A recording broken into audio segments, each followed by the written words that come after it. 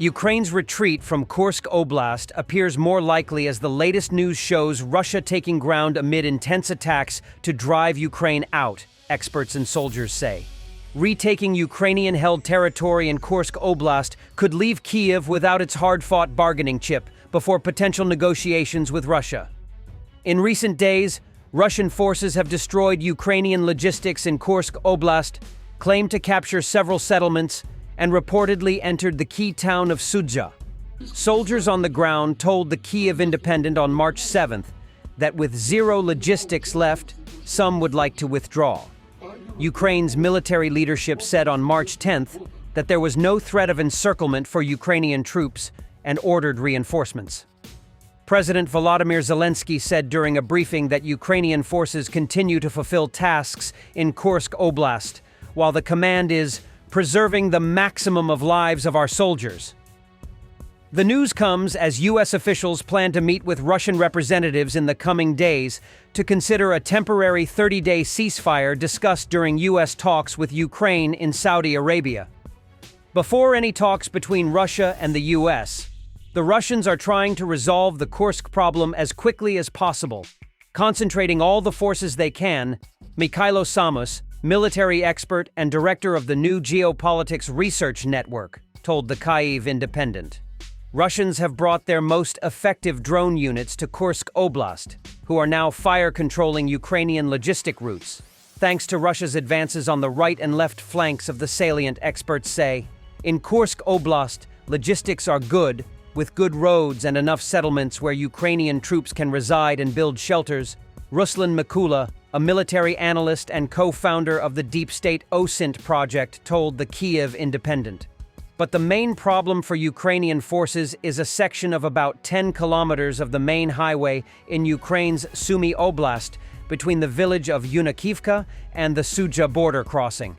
Formally, all the logistics are tied to the Sumy-Sudzha asphalt highway, which is very easy to control because the distances to the enemy there are not very long, about 5 to 7, maximum 15 kilometers, which is not a problem for modern drones. A retired military officer and defense expert Viktor Kevliuk told the Kyiv Independent. Logistics routes are also not so numerous because the area is either swampy or bridges are destroyed, he added. This operation turned into something similar to Krinky, Mikula said, referring to the village in the Russian-occupied east bank of the Dnipro River in Kherson Oblast, held by Ukrainian forces for about 9 months. Ukrainians lost hundreds of soldiers during the dangerous river crossings, the only conventional logistics route to Krinky. The road between Yunakivka and the Kursk border is like the Dnipro River, where every infantryman or vehicle can be hit by first-person view drones day and night, Mikula explained. While regular FPV drones are counteracted by electronic warfare equipment used by both Ukrainian and Russian forces, it is powerless against fiber optic-controlled drones that use an exceptionally long wire unraveled during the flight. Some can fly up to 20 kilometers. Not all, but most of the fiber optic crews in the Russian army are now in the Kursk Oblast. There is a huge concentration of drones there, Mikula said. According to Mikula, Ukrainian forces in Kursk Oblast never found a way to counteract this type of drone. Having cut logistics, Russian forces have pushed on the ground in the past several days.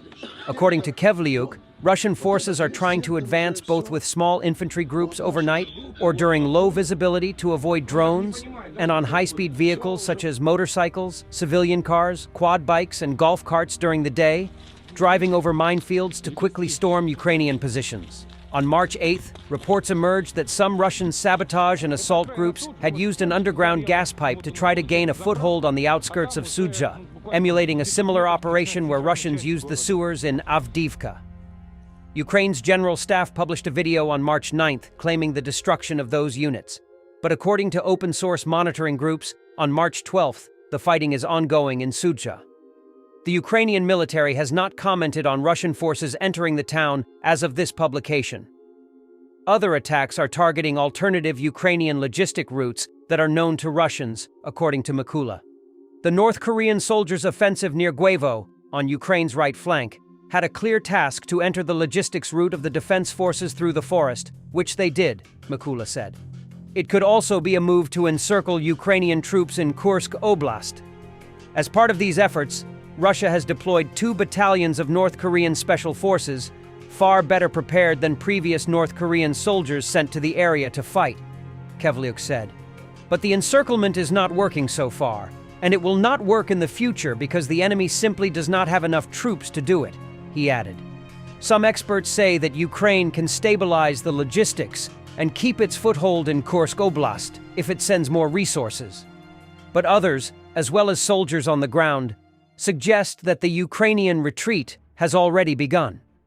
Ukrainian troops are using very well-built Russian fortifications, well-concealed and fitted for local topography, which would allow them to stay there for a long time, according to Kevliuk. War theory tells us that troops should keep a reserve of supplies for autonomous operations for 10 days, Kevliuk added. If this norm was met by Ukrainian troops in Kursk, we can talk about 10 to 14 days of fighting without logistics. There's very little room or reason to try to maneuver in Kursk anymore, said Emil Kastahelmi, a Finnish military analyst from the Blackbird Group open source intelligence collective. One Ukrainian soldier who asked for anonymity to discuss sensitive matters told the Kyiv Independent that his unit had recently withdrawn from Kursk Oblast, losing almost all of their vehicles. During talks with the U.S., Russia may have demanded Ukrainian forces to withdraw their forces from the Kursk region, claims international relations expert Stanislav Zhelihovsky. Ukrainian forces seem to have left the majority of the Kursk region in the last 24 to 48 hours. Recently, Kremlin spokesperson Peskov also said that negotiations would not start if Ukrainian forces remained present in the Kursk region. In the near future, this could probably be in a few days. Well, it is unlikely that it can be measured in weeks. The Russian Federation will regain control over the entire Kursk region, after which it may agree to implement a ceasefire regime, which actually Mr. Agreed by the American and Ukrainian delegation during the negotiations in the city of Jeddah.